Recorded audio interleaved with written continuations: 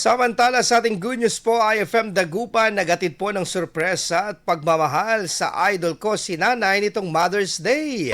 Ikwento mo ang good news na yan, Idol Tita Ronnie. Sa pagdiriwang ng Mother's Day, nilibot natin ang mga bayan ng Dagupan City, Calasiao, San Carlos City, Binmalay upang maging tulay sa paghahatid ng sorpresa at pagmamahal para sa mga ilaw ng tahanan. Bit-bit ang mga bulaklak, IFM merchandising materials, turmeric at bilao food tray, personal nating inihatid ang munting handog para sa 10 natatanging ina na napili sa Idol ko si Nanay promo ng IFM Dagupan. Napuno ng tawanan at luha ng kagalakan ang bawat pagbisita.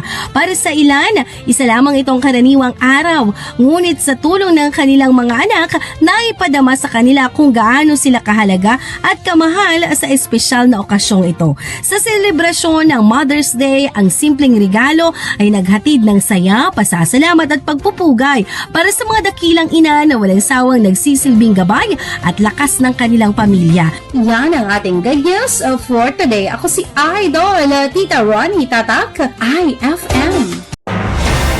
IFM News. IFM News. IFM News.